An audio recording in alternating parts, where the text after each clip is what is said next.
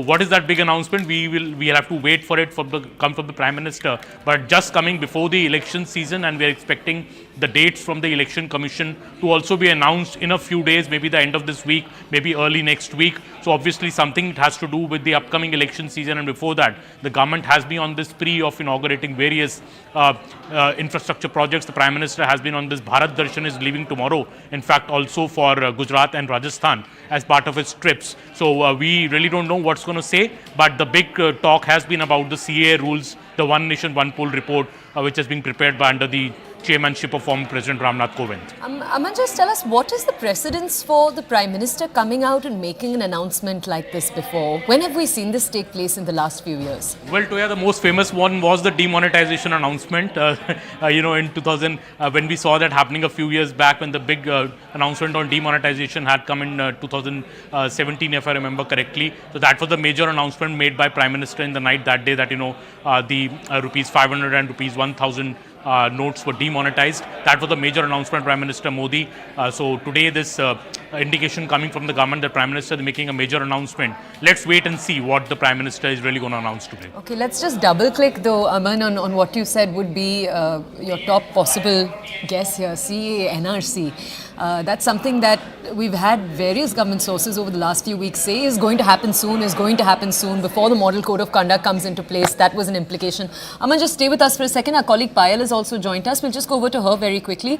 Payal, we were discussing over here what this might be. Obviously, no clear idea. We were discussing the likelihood that it could be CAA, NRC, but just bring us more context, please, Payal. Anybody who has covered Narendra Modi through the last decade will know that you cannot second guess what he is going to do, what announcement he is going to make. But there are enough indications, because Amit Shah had said this on the floor of the House, and it has been BJP's commitment that they will be in fact notifying the rules of the CAA.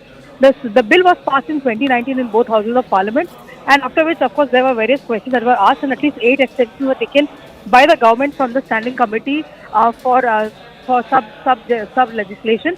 But the response really was because there was a COVID which had hit India, and after which a huge vaccination drive had taken center stage, and to deploy the kind of forces, to deploy the kind of machinery that was required for implementation of CAA, because remember, many people will want to be given enough time to actually apply for citizenship, reapply for citizenship, get all of these things done, was not going to be a possibility. But even very recently, Amit Shah had said this to multiple people that yes, this is going to be a reality.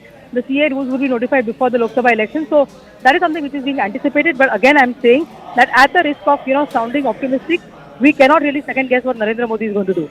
Okay, all right, Payal, thank you. Payal will be joining us again at 5:30 when the Prime Minister does address the nation.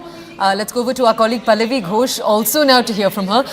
Pallavi, we've heard from our colleague Aman Sharma, we heard from Payal too, both of them pointing out that we must be wary when we're trying to guess what it might be that the Prime Minister announces, but both of them bringing us context on CAA and NRC. We're coming over to you now though, Pallavi, for context. Do go ahead. Well, again, I would agree absolutely with Payal, because with the Prime Minister, with the government, one never knows. But this is an indication which we have been getting from the government also, that at least before the Model Code of Conduct sets in, the CAA rules will be notified. It, of course, has been a very politically charged decision and a call which was taken by the government in 2019, when it was first spoken about. We saw a large amount of protests which broke out in Assam and in other states as well.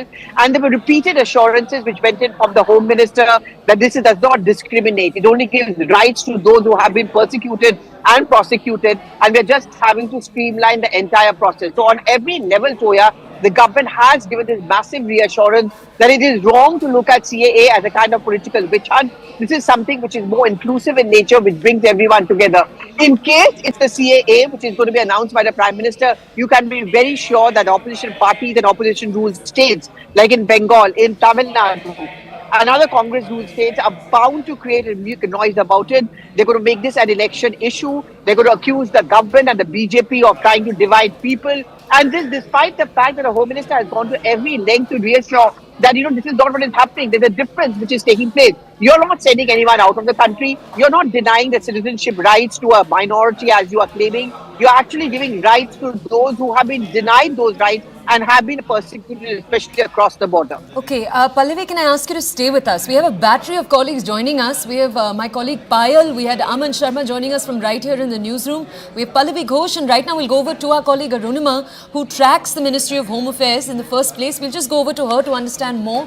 Remember, it would be the MHA that would be notifying these rules. Arunima, what context can you bring us? Several central ministers in the last few weeks have said that these rules will be notified before the Model Code of Conduct comes into play. Just bring us more context though, the likelihood of this taking place in half an hour. All likelihood, Ministry of Home Affairs has already given us an indication that this will happen shortly. Now, that shortly could be in the next 30 minutes. The final Gazette notification could take a little more time than that. But all indications that finally, after a long wait, the Citizenship Amendment Act rules could be notified. Why are these rules important? If the law was passed so long back, what is the big deal about today? So the thing is that even though the law was passed by Lok Sabha and Rajya Sabha, the persecuted minorities from Afghanistan, Pakistan, Bangladesh, people who follow the religion of Hinduism, Sikhism, Buddhism, or Jainism, or even Christianity, they could not avail Indian citizenship under this law because there was no clarity as to how we would apply, under what documentation their application will be accepted. Now these rules will clarify all these details. We are given to understand that there are a lot of people who have fled, for example, Pakistan, living in Mashhur area in North Delhi. They have been here in India on long-term visa for almost a decade. Their children have gone to school and their government, school admission form mentions their nationality as Pakistani. So that the government is willing to accept as your original document. If you have an Aadhaar card where you have mentioned your nationality as one from Bangladesh or Afghanistan or Pakistan, we are given to understand that under the new rules, that will be good enough document. A lot of the persecuted minorities have been unable to flee their country with their original passport documents. So this rule will be to them when it's really notified. They're all waiting. Will be the nature. More importantly, whether there will be a cutoff. Assam, for example, said that let there be a 3-month cutoff from the date of the notification of the rule. Just give a 3-month window for work. Will that be accepted? We'll know that shortly. Arunima, I do want to ask you, this was when it was initiated a polarizing piece of legislation. There was also the question of the MHA accepting Assam in particular's demands for a time limit. Do we have any context there as to if that's been accepted? So like I said, Assam has been pushing for a timeline, not to keep this open-ended, because Assam has a history, especially when it came to took shelter in there is a history to that as far as Assam is concerned. And therefore, as recently as last month, I said that I would take the stand. So there are people who have an issue with that. So we have accept or not. But what and waiting is that whether it is time bound, whether there will be any deadline, 2 months, 6 months, or will this be open-ended?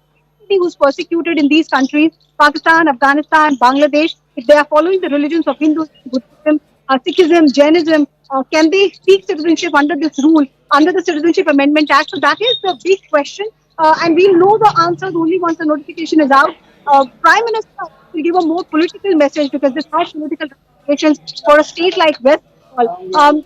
Lok Sabha election, the BJP baked in one more bid to capture those Lok Sabha seats in West Bengal. So there are political ramifications and the speak to be touching more on the politics of it. Okay. Arunima, please stay with us. Let's go over to our colleague Pallavi Ghosh to understand more here. Pallavi, the Parliament passed this bill in 2019. If we just had to bring our audience's context, how has the government explained this delay over the last few years? Well, just to take on the point which Arunima has been making, the fact is that you basically have to tabulate, you do in your statistics, you do in your data, and the point which government has often said on the floor of the House is that we are not in a tearing hurry. We actually want to follow all the modalities. We have to be very, very careful. Also, the kind of people who come in there, we need to get those data also in place. A kind of a survey also needs to be done. The main key areas where you see people who come in from across the border. So, therefore, and all the more a reason why the government makes the point really to this is not a knee-jerk decision which is being taken by the government. Many factors have been considered, reconsidered. Many people have been spoken to. Ground reports, ground surveys, all of that has been taken. Inputs have also been taken in many cases by the state or of the state governments. And on the basis of that, the inputs, the people who are going to be affected by the CAA, there was this whole groundswell or support on the ground that really the government needs to come out with a CAA notification as soon as possible. Governments choose their time, they pick their time, and I think the government has deliberately thought of this even before the model code of conduct sets into place. So we are going to head for the Lok Sabha election, and indeed, if it is the CAA which is going to be announced by the Prime Minister, you head for the model code of conduct and elections with this one big ticket reform, if I may call it, coming in from the government. Okay, on that note, let's go over to our colleague Aman Sharma, who's also with us. Aman, tell our audiences possible implications of this. Why this is that big chapter that we'll possibly see coming into play before the MCC comes into court. What the ripple effects could be over the next few weeks. See, Toya, CAA is like a big agenda of the Modi government. Let's not forget this, abrogation of Article 370 or be it the CAA. These is something which has been core to the BJP's philosophy, and we know the bill was passed in Parliament way back in 2019. It has taken almost over 4 years for the government to finally bring in these rules which are expected today, and maybe the Prime Minister is making that big announcement when he speaks to the nation in another 20 minutes or so. But CAA is something, which went into a bit of a cold storage because there was so much protest over it. The government always maintained that the entire law was being misinterpreted by some. It was not about taking away citizenship from anybody. It was about actually getting the religiously persecuted groups, minorities from abroad, from at least 3 nations to India. And there about the cutoff date also, Toya, was there. Only somebody who's come inside India by 30th December 2014 would be eligible to come under CAA. So the cutoff date was there. It's not as if it's going to open the floodgates now. There was a cutoff date. About 30,000 plus people, I believe, were on the list, who could get this citizenship, fast track route for this citizenship. So the government was always very clear that, the countries from where we are getting in there, Islam is the major religion. So we were getting the religiously persecuted minorities from there, be it Sikhs, be it Hindus, Christians, Parsis. That was the whole idea. But this law, in a way, went into the cold storage because obviously there were big protests, and then we saw COVID coming in, and government has been trying to notify it, and we saw Home Minister Amit Shah in fact publicly, officially announce a few days back that this will be notified before the model code of conduct comes into place, because this is in a way fulfills the government's agenda, the major 3 promises, be it abrogation of Article 370, the construction of the Ram Temple, and now the CAA rules the government is going to bring. So that in a way, the government's agenda, the government's big promises have been fulfilled before it goes to seek a mandate from the people in the next couple of months. Okay, let's go to our colleague Payal to understand more here. Payal, as our colleague Aman was telling us, when it was first discussed, protests took place across the entire country. But tell us, how did the BJP comment? So comments we've seen from the Prime Minister, because this did at one point become a diplomatic issue too. Comments we saw from the Prime Minister, comments we saw from the Home Minister, his famous Aap chronology samajhiye. Just walk us through what the last few years have looked like. Well, all of us, including Pallavi, Arunima and me, we were all in Parliament when this bill was really being passed, and after that you saw widespread protests all over Assam, so much so that the NIA chief over here was sent there as a police official. GP Singh had been sent there, and since then you've seen that the protest took center stage, and after some time it calmed down. But the government was very, very clear. This is a part of the RSS agenda. This is a well-known agenda. BJP is wearing this on its sleeve all the time. There are several questions that were asked to Amit Shah every time that he probably answered the media, every time that there was a press conference, or every time that he was in an interview, as to when the CAA rules are going to come. But what Amit Shah has essentially said is that it's going to come, and it's going to come very, very soon. And so much so that recently he had also said it is going to come before the 2024 Lok Sabha model code of conduct comes in as well. So that is something which of course has been looked forward to. This is something which the BJP has said is part of their agenda, because where do these minorities who are in these Muslim dominated countries go? Where do they go? There is no country for them to really go. So obviously a lot of naysayers, a lot of opposition parties who've been questioning the BJP, the answer has been that where do these people go? They have no other country to go except India, because India is a Hindu dominated country. It's a country that they can come back to. It's a country where they would like to get voting rights as well. But what is the timeline? What is the entire course that the entire bill will take once the bill is implemented, once the rules are notified? And as many as 8 to 9 extensions have already taken from the sub-legislation committee, like we were reporting. But most importantly, we'll have to still second guess. I'm just telling you this very, very clearly. For all the Prime Minister might just announce something which is completely is going to take everybody by surprise. But given the notification that has been due, given the fact that several people have been speaking about it, in fact, Shantanu Thakur who's a minister in the Modi government from Bengal, faced a lot of backlash because he had said a couple of months ago that the rules will be notified within a week's time, and then he had to take that statement really back as well. But he's been one of those leaders who's been facing a lot of flack as far as the notification not coming through is concerned. The fact that he caters to a certain vote bank in the state of Bengal. So that is one thing to watch out for. Will the Prime Minister announce that? We have to just wait and see. But like I said, that it was going to be a matter of sooner than later that is really going to come in. And interestingly, the BJP CEC also meeting takes place later this evening. Will that be, will that take a second beat? Will there be more dominance about the CA rules? We'll have to just wait and see. But, police all over the place, whether it's UP or even Assam, have been put on standby, anticipating any untoward incident, anticipating any, law and order situation as well. But this is something which the BJP has been saying. This is something which the Home Minister said on record and off record on multiple occasions. This is going to come. We'll have to just wait and see. It's just a matter of a few minutes. But as a BJP reporter, I am not going to second guess what Narendra Modi is going to say. Okay, all right. So Payal, once again, heeding a word of caution over there. We'll take that. So we also are going to advise a sense of caution, though we are going to go ahead with our questions. Let's go very quickly right now to our colleague Arunima. Arunima, Payal telling us police in some states have been told to be on standby. Payal was talking particularly about Uttar Pradesh. If I could ask you for more context there, and if I could also ask you, Arunima, once this is notified, what takes place after that? What happens after that for an average citizen? Just tell us. So to answer your second question first, like I told you right at the start of this conversation, even though the Citizenship Amendment Act has been passed for almost 5 years now, those who have faced persecution in the countries like Pakistan, Afghanistan, Bangladesh, they were unable to avail the benefits of it. Now, with the rules getting notified, they will finally be able to apply. The rules will clarify how the application process will be carried out, what will be the format of the application, what supporting documents will be needed, will it be an Aadhaar card? Why I am telling you an Aadhaar card? Clarify. There are a lot of people who have been in India already. They have left their country of origin. For example, in North Delhi, Majnu Ka Tila, Pakistani Hindus, a dozen have been coming and living on long-term visas for more than a decade now. Some of them came on the pretext of attending the Kumbh Mela. That is why they were granted the visa and they never went back because they said the girls were not, their life was not like them who got long-term visa. The children gotten admission, government schools and their nationality could have been mentioned as Pakistan. So that government is willing to indicate if they are for an Aadhaar card, that government could accept. So now then finally voting has been heard. Aman was pointing out, Bharatiya Janata Party tried to underline the fact that this was not about taking away anybody's nationality, but giving citizenship to certain persecuted people. But CA isolated. Every time opposition spoke about CAA, they all and we saw what happened when NRC was conducted in Assam. A lot of people were in that survey considered people who did not belong to Assam, who should not be given the citizenship of Assam, and that fed the apprehension, the fire even more.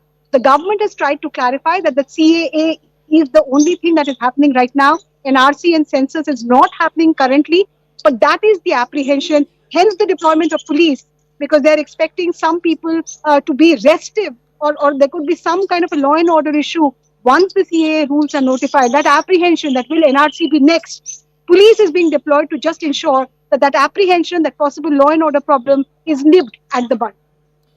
Okay, thank you, Arunima. Stay with us, please. Let's go back to our colleague Pallavi. Pallavi, something we haven't discussed so far, though we have touched on it, is the protests that took place in 2019 and the months after that. These are protests that originated in the Northeast but spread to other parts of the country. Just bring us context on what those protests were about and also tell us how different political parties, particularly in 2024, the INDI picture, how they have stood around this issue. Well, we have to wait to see what structurally, in case is the CAA, which is going to be announced by the Prime Minister, how the India front is going to respond to it. Because let's not forget, for the TMC, for the Congress, for the SP, it's a tricky position for them because it's also their core vote bank and they're going to try and play on that emotion as well. Something which the BJP has consistently tried to alert them that this is not exactly what the CAA is all about. And as Arunima was saying, the difference between NRC and the CAA has been reiterated by the Home Minister multiple of times. Well, I mean, you just have to go through the social media timeline. You have to see the responses. Ever since 2019, once this law was passed inside Parliament, scaring, talking about the fact that this government is dividing people and it is making, it is trying to arm twist, and how the CAA rules are actually going to end up hurting back the people. These are the kind of the worries and the scare which has been spread by many in the opposition spectrum. And I think much of that will be reflected once indeed it's the Prime Minister who's announcing the CAA. If the rules are being notified in a short while from now, so Toya, I think we can expect some very strong responses. No one is going to buy the theory that the government has been talking about, at least for the opposition, that Vasudhaiva Kutumbakam, this is India is one big family, the world is one big family, and India belligerently wants to look across those people who have crossed the border but who have taken a shelter in our country, and we are meant to look after them. So I would hold my horse, as I agree totally with Payal. Fingers crossed, watching very carefully what the Prime Minister has to say. Okay, holding our horses, as our colleague Pallavi says, and of course listening to the warning that our colleague Payal said. So we're not doubling down on this being a possible announcement of the CAA NRC. A few different options we're looking at right now. We're heading into a quick break. On the other side, Nation at 5, we continue with all of our reporters looking at this story.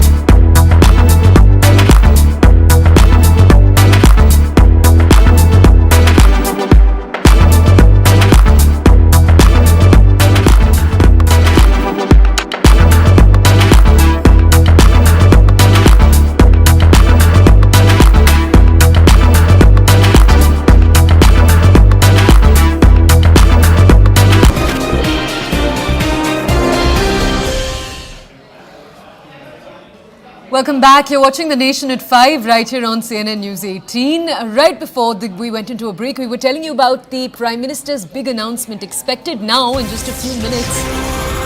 We're learning from government sources that it is likely that it will be related to the space sector. We'll have reporters join us in just a little while from now to bring us more context. But we're shifting our focus because in the first half of the show, we discussed the probability of it being the notification of CAA NRC rules, with multiple sources suggesting that now, however, though government sources saying that the bell has shifted, it might be an announcement in the space sector. Remember, the Prime Minister introduced the 4 astronauts on Gaganyaan, which is the first human space flight mission of India.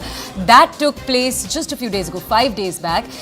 It's at that same announcement that the Prime Minister also announced that India will have its own space station by 2035. So those were 2 key announcements that took place. Both of them took place on March 3rd, just a little while ago. The Prime Minister also last month inaugurated 3 new space infrastructure projects that were worth around 1,800 crores. This was during his visit to the Vikram Sarabhai Space Centre. We've seen how space and during the Modi government, that combination of private-public partnerships that has allowed that entire sector to have the boost that it has seen. We'll go over very quickly to our colleague Payal to understand more. Payal, we were just walking our audiences through milestones in the space sector that have just taken place in the last few weeks. The astronauts who will be on Gaganyaan being announced, for example, just 8 days ago. Payal, what context? We now have this information that it will possibly be in the realm of space. Any more specificity we can offer our audiences there? You know, we have in fact grown from strength to strength as far as India's space mission is really concerned. The Prime Minister has said that the entire country, irrespective of whichever political party you're in, needs to take pride on the entire thing, and that's possibly something that we need to watch out for.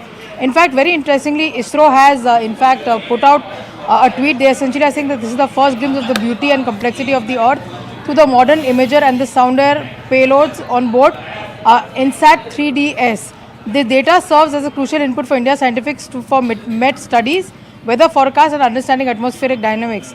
Is this something that the Prime Minister is going to elaborate more on? Because the Prime Minister has taken a lot of interest as far as India's mission is concerned, whether it's Gaganyaan, Chandrayaan, something that was achieved and something which not even the big world countries could really achieve. So the kind of budgeting that has been done, the kind of encouragement that the Prime Minister has really given, he also addressed this issue just a couple of days ago, or in fact a couple of weeks ago, when he said that this is something which is of course the pride for the entire nation. The way in which ISRO and the scientists have been able to take the country forward, also the fact that 4 people have already been announced, 4 people were given the responsibility to actually take that mission forward, in a way that was also an announcement that the Prime Minister really made. That is something which of course the government is going to talk about. Will the Prime Minister talk about that? Let's wait and watch. But for now, what we do understand that there is no announcement as far as CA is really concerned that the Prime Minister is going to speak about. He is likely to speak about the e-notification side that is going to tell the country about in terms of how India's space mission has been a hugely successful one. Okay, Payal, if I can ask you to stay with us, we'll also go over to our colleague Pallavi for more context. Pallavi, any second now, we are possibly expecting the Prime Minister to start. Since we brought our audiences the information at 5, it's about half an hour since. We'll go back to our colleague Payal also in a second. Payal and Pallavi both join us to bring us more context on this entire story. Let's go over to our colleague Payal to understand more. Payal, we were just speaking to you. The big highlight that the Indian space program saw over the last few months, apart from the notifications we've just shared with our audiences, India becoming the only country last year to successfully land on the south pole of the moon on August 23rd, 2023 exactly, and this was obviously Chandrayaan 3. The huge achievement that represented, much was also made about the budget it was done on, the fact that it was done successfully on that budget versus much larger missions, for example, from Russia that were conducted unsuccessfully in and around the same region. There's been a lot of focus on that over the last few months. Just bring our audiences more context there, Payal, please. Well, absolutely. There's been a total focus as far as that is really concerned. The Prime Minister taking personal interest as well. I remember when this Chandrayaan mission was achieved, the Prime Minister was overseas. In fact, he was also even then keeping a close watch on what really happening, and when the Chandrayaan mission really happened, he was the first one to come on air, congratulate the scientists for this huge achievement. And the ISRO scientist has also given a number of interviews essentially saying that he was fighting a personal crisis when this mission was really happening. So, that's the kind of achievement that you've really seen. Also in the past, you've seen when the first Chandrayaan mission failed, even then there was a lot of talk within the political corridors as to, this being a failure, but this was something which was, of course, a stepping stone to success. That's the message that the Prime Minister really had given. And you remember that he had hugged the ISRO scientists, consoling them and telling them that this is not the end of the journey. We will try, and we will try again as well. So something which the big world countries with big budgets have not been able to achieve, that is something which Prime Minister Narendra Modi had spoken about, that we will be able to achieve. And when that achievement really happened, then the big world countries also congratulated the Prime Minister. In fact, world leaders across the entire country, across the entire world had congratulated India for this huge achievement as well.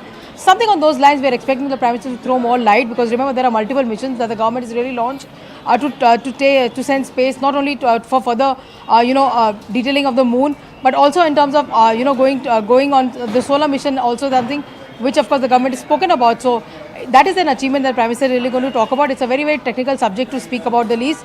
And we have to just wait and see how the Prime Minister explains it to the people, explains it at a very crucial juncture. So this is not a political speech is what we are given to understand. This is something which India should take pride in. Okay. Every Indian should take pride in. That's been the message that the Prime Minister has been bringing all along.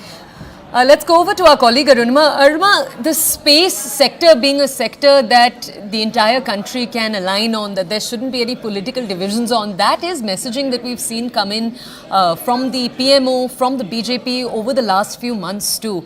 Now, the Prime Minister, if this is what the Prime Minister is announcing about, him making this kind of announcement just a few weeks before election, an issue and a story in a sector that could unite the entire country, how do the optics play out? How do you see this? The space sector is something that is directly under the Prime Minister's office. So it makes more sense logically for him to speak on that. Minister of State for Prime Minister's office, Dr. Jitendra Singh, is the minister in charge for all the skills and technology related departments. So it makes sense for the Prime Minister to actually come and address the nation ahead of Lok Sabha elections. There are tremendous leaps that the country has made as far as the space sector is concerned. Gaganyaan test pilots have their credentials have just been announced recently by there were two successful missions. One, the Aditya Sun mission, the other, the mission that got us to the moon. And both were very successful missions there. So the Prime Minister taking this moment ahead of Lok Sabha elections, he is on a spree of reminding voters in this country what all he can do. He voted back a third term. He has a clear agenda in mind as far as the economy is concerned, as far as other departments of the country are concerned. Space figures prominently in that. So there is a possibility that the Prime Minister could take the nation into confidence as far as his vision for the Arunima, thank you for bringing us that context. We're just bringing our audiences more context on what exactly that notification is. We'll go over to more of our colleagues. Our colleague Aman is with us. Aman, I just want to tell our audiences, I believe we can share the big news with our audiences. We've just gotten it. The Prime Minister tweeting out, he said, I'm proud of our DRDO. DRDO is, of course, the Defence and Research Development Organisation. He said, we're proud of our scientists for mission Divyastra, the first flight test of indigenously developed Agni 5 missiles with multiple independently targetable re-entry vehicles, MIRV technology. Aman, for our audiences that are uninitiated, why is this so exciting for the country?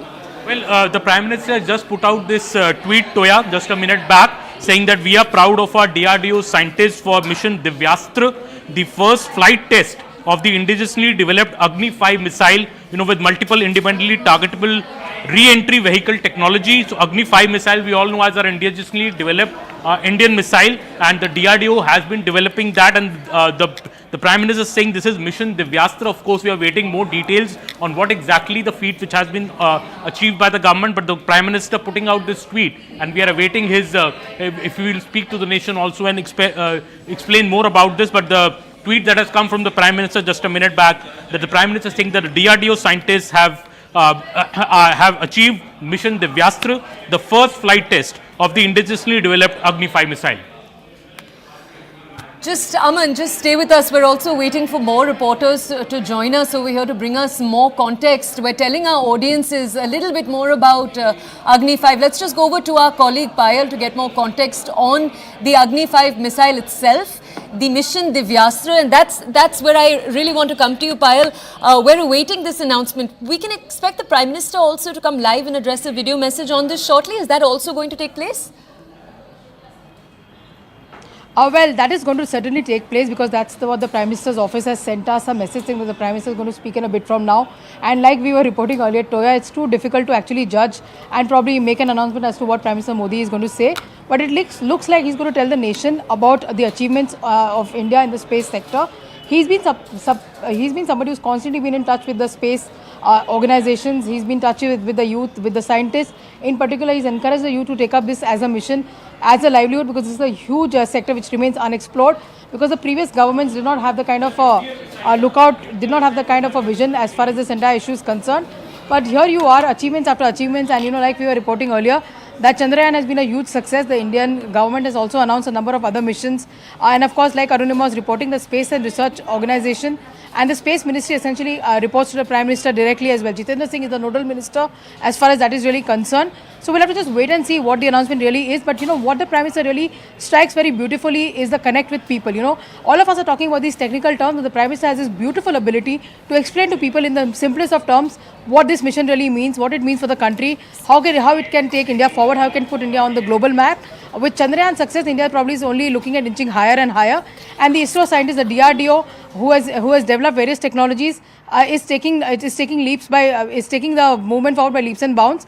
And that is something we are expecting the Prime Minister to throw more light on. Simplify the message, tell the people of the country, especially the youth, what this means for them, what are the future prospects that are going to be highlighted for them. So all of these things are keenly awaited. It's a very, very technical issue to talk about, because there are people who've been researching and doing work on this for years and decades together, and it's not something which the common man really associates with, a lot of the common man really understands with. But the youth of the country, which has shown keen interest on such technologies, use of space research technologies, use of artificial intelligence, use of the internet available tools, and all of the technologies that are available, the fact also remains that yes, India is taking that stride really forward.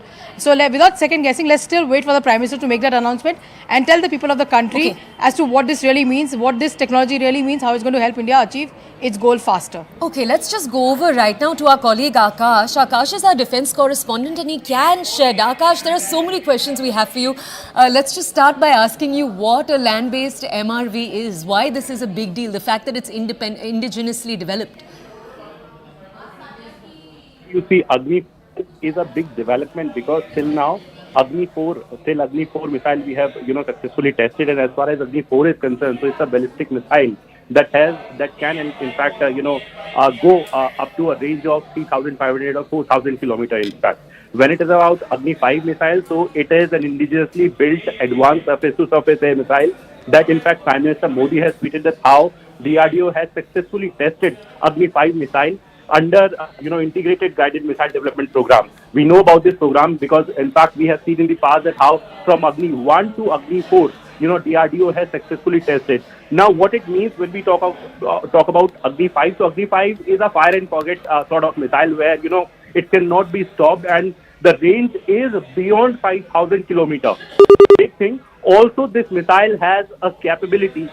In fact, it has a nuclear capability. We have seen in the past that how, multiple times, Agni 4, when it was successfully tested, people across the globe were talking about the range of that missile. But with Agni 5, India is going on new heights. In fact, I want to reiterate it once again. With Agni 5, you can go beyond a range of 5,000 kilometers. Akash, let me just ask you to stay with us. I'm excited to tell our audiences we have with us Professor William Selvamurthy. He's the former DRDO scientist. He's with us right now. Sir, thank you for joining us this evening on CNN News 18. Sir, for us lay people, obviously, we're going to come to you for a breakdown. Can you just tell our audiences the Prime Minister announcing this is the first indigenously developed Agni 5 missile? Sir, can you hear us? First of all, let me congratulate the scientists and the staff technicians who are in DRDO, who are associated with this great mission, the Agni 5. And this new capability has been given to Agni 5. But this is a long-range strategic missile. That means it can carry a payload, nuclear payload for strategic application. Because India, having announced second strike capability, to develop the second strike capability from land, air, water, underwater. Sir, just break this down though for our audiences. What is second strike capabilities? Just tell us, please.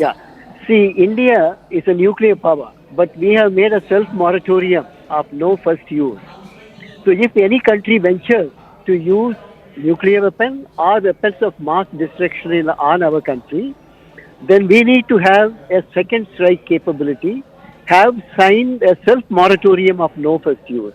So in that direction, this missile becomes very important, and it has a range of more than 5,000 kilometers, because this range is also important considering the strategic threat which we have around our neighborhood, both in the eastern side and the western side.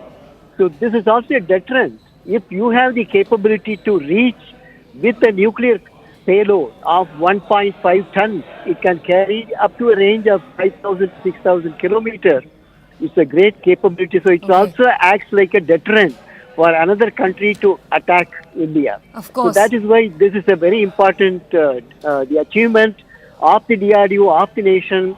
So I must also express my gratitude to Honorable Prime Minister Shri Narendra Modi ji for having congratulated. It's a great inspiration and motivation. Okay. This Professor, Prime Minister keeps thank doing. you. If I could just ask you to stay with us, I just want to tell our audiences VK Saraswat is also with us, and Mr. Saraswat is a former DRDO chief. Sir, if I could come to you now with our next question. Agni missiles have been developed from all the way back in the early 1980s. Just tell our audiences, therefore, what this particular achievement in that longer journey represents. The first Agni missile was launched in 2012, which was a single payload capability. But this launch of Agni missile with multiple independently targeted re-entry vehicles is a great force multiplier, both in terms of multiple payloads and the area coverage for a nuclear deterrence. This gives you the enormous capability in terms of the penetration, in terms of damage, and in terms of the coverage of area today. This is a technology which is unique, and India by this has really become a very, very potent nation for becoming an integral part of India's no first use policy. You know that we have a policy of no first use, so we need to have a strong deterrence so that we can always attack whenever there has been an attack on us. So this gives us that kind of a capability. I would like to congratulate my scientists who have done wonderful work in achieving this particular feat, and Honorable Prime Minister for giving us the necessary boost for doing this particular activity. Sir, can I ask you a follow-up question? You are joining us as someone who has looked over the DRDO scientists for years now.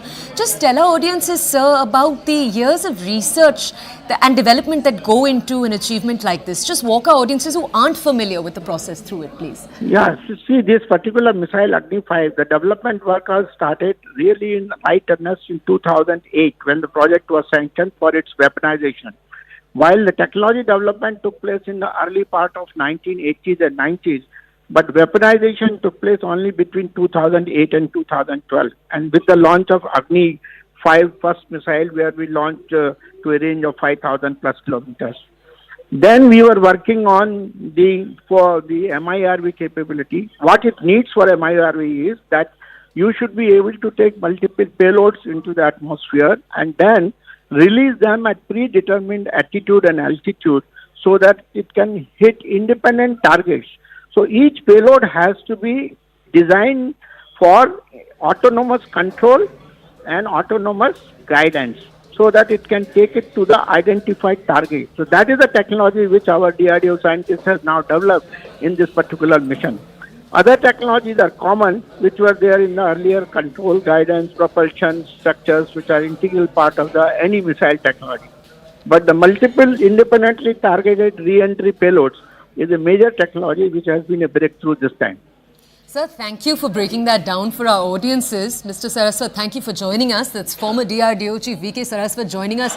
Just to break down for you, our audiences, what the Agni 5 is, why this is such a big milestone, and the years of development, starting from the 1980s, that has gone into this entire milestone. We're going to head into a quick break. On the other side, more of the country's top stories. This is The Nation at 5.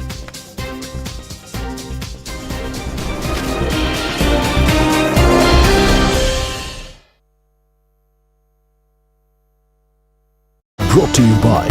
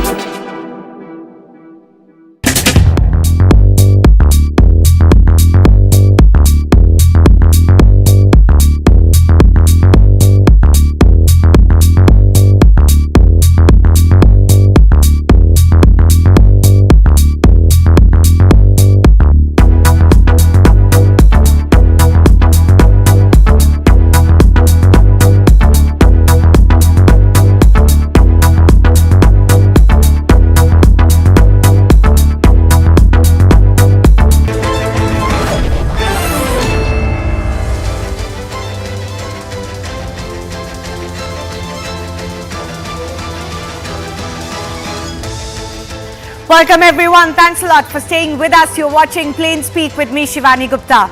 With the TMC announcing candidates in all 42 Lok Sabha seats in West Bengal on Sunday, Mamata Banerjee has snuffed out all hopes of a seat-sharing agreement with the Congress and the left. Now, the Congress that was so far refusing to take a hint slammed the TMC for this, quote, unilateral move. The truth is, West Bengal Chief Minister Mamata Banerjee had made it clear many weeks ago and quite publicly that she won't do any seat sharing in the state. So it was quite strange to begin with that the Congress insisted there is more than meets the eye and that something will be worked out. A jilted Congress now has even accused the TMC of cozying up to the BJP in a way by sending out a message that they are not fighting against the BJP. Well, it's certainly not a great sign given that the once beleaguered BJP is back to stitching alliances under the NDA flag, even with former estranged partners, while for Congress, even those that are allies per se are not doing seat sharing in states. TMC instead has accused the Congress of taking its own sweet time to check and decide on seat sharing. One of the reasons for the decision as given by TMC is that while Congress's top leadership sends them love letters, their state leader Adhir Ranjan Chaudhary keeps attacking them. There is clearly no love lost, at least as far as the state leadership of the Congress is concerned and the TMC is concerned. Now the attention has also shifted to the choice of candidates itself and the battle between the two principal parties in Bengal. BJP has come out all guns blazing against the TMC candidate list, especially those, quote, parachuted to Bengal by a party that otherwise calls others outsiders. So has the Battle of Bengal once again become or come down to the age-old tribe of insider versus outsider? And how will this battle define the India bloc politics in rest of India? We'll take those questions to our guests in just a bit. Now, a massive face-off has erupted between India bloc allies Congress and Trinamool moments after the West Bengal ruling party announced these 42 candidates. The major bone of contention being former cricketer Yusuf Pathan being fielded as TMC's debut candidate from Behrampur, directly pitting him against West Bengal Congress chief Adhir Ranjan Chaudhary. So here's what both sides are saying. West Bengal Congress chief saying that Trinamool Congress has called this move to an attempt to polarize votes or basically to divide